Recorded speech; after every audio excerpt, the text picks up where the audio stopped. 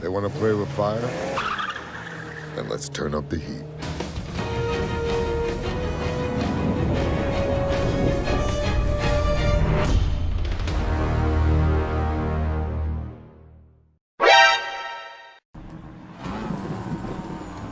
So, as one of those strange breeds of people who consider themselves both a hardcore gamer, TM, and a fan of casual racing games, Fast and Furious Crossroads should have been the kind of mindless arcade driving fun that would have ticked my boxes and provided a hollow but entertaining time sink. But oh god, what the hell were they thinking releasing this lazy, ugly cash grab catastrophe for $60 US? This game has the sheer gall to charge full price, 60 smackers for itself, $60 for, well, this.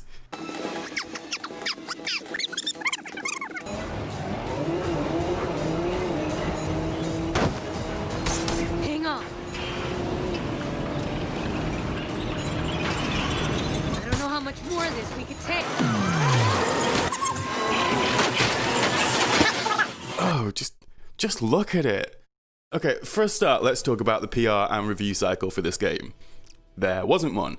Not a single outlet, as far as I can tell, got a copy of this game to review prior to launch, and all requests from us for any kind of code, or even just someone to talk about the game, were completely ignored. You have to assume that Bandai Namco were probably viscerally aware of the abysmal quality of this title, and therefore decided to completely bury it without committing any resources to promoting the damn thing, in anticipation of its probably less than glowing critical reception. This is especially weird given the fact it closed the Game Awards show, a prestigious slot which obviously wasn't cheap. Maybe that's where the budget for the entire game went, as it clearly didn't go towards, developing the game. I suppose we should start with the visuals. It's not hyperbolic to say the majority of the PlayStation 3 and even some PlayStation 2 titles were visually ahead of Crossroads quality. From its plastic, low-detailed assets to its shimmering, unaliased appearance to its copy-and-paste environments void of personality or detail. This is especially egregious given the game is completely on wheels. There is one path forward, one. You'd think this would give Slightly Mad Studios the time and resources to make this single road of progression nice to look at, but I was genuinely shocked at the throwaway amateur level of work on display here. I mean, look at these civilians. Nobody's moving, or talking, or walking, or doing anything. Nobody's shopping or interacting. They're just standing there. Like, everybody in this city is waiting for a cab, or doing some kind of weird photo shoot posing. It's bizarre. And look at these people on the racetrack starting. They're not even animated. They're just cardboard cutouts. Cutscenes are mildly better looking, but oh boy, these character models. What is going on with Vin Diesel, man? Okay, maybe I wasn't expecting Last of Us style quality models, but these things are so creepy. They give me the willies just looking at them. Couple that with Vin's dull, monotonous delivery and you've got a recipe for actual nightmare fuel. Terrifying. What'd you think? You were ripping off a truckload of VCRs? Speaking of the delivery, this game stands as a testament to why actors and voice actors are completely different professions. The tired action movie quips are awkwardly delivered with a constant feeling that what's happening on screen and what you're hearing were made 100 miles apart by completely separate teams and squished together. It's jarring. Not only that, but what might have come across as reserved or kind of steely delivery on screen simply plays out as uninterested or wooden here.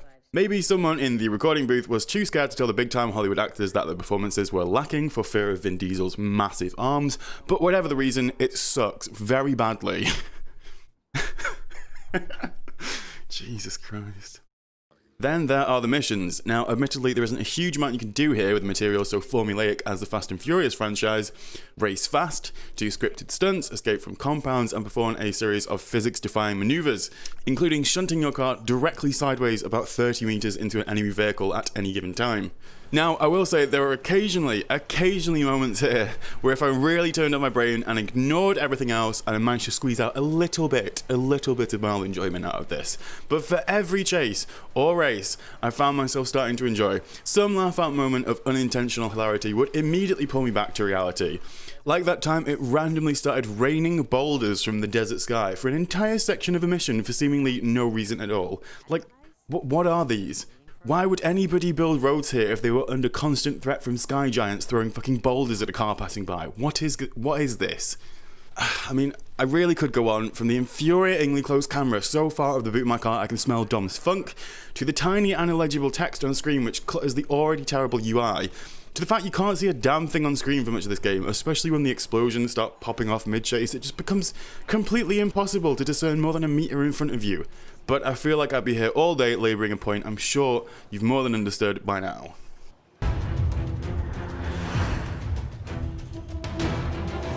Fast and Furious Crossroads is the most broken, lazy, aspiring mobile game piece of junk that I have ever played, with an absolutely outrageous price tag for what's on offer here. Clearly rushed to market in the hopes of making a quick buck off a popular franchise made by a team clearly bereft of any passion or pride in what it was creating here. If you can buy the game for £3 or less and fancy a bit of a laugh, then maybe consider picking it up. For everyone else though, avoid this game for this unrelenting car crash that it is. 3 out of 10. Hi guys, thank you for listening to this this breakdown of this terrible game. I'm so sorry for laughing all the way through, it's just so bad. But listen, if you've enjoyed this, please like the video, subscribe, share it with some people that might find this interesting. Stop any racing fans you know from buying this game, because just it's so bad. It's so bad. And yeah, until next time, thank you very much for watching. This has been Invicta Gaming.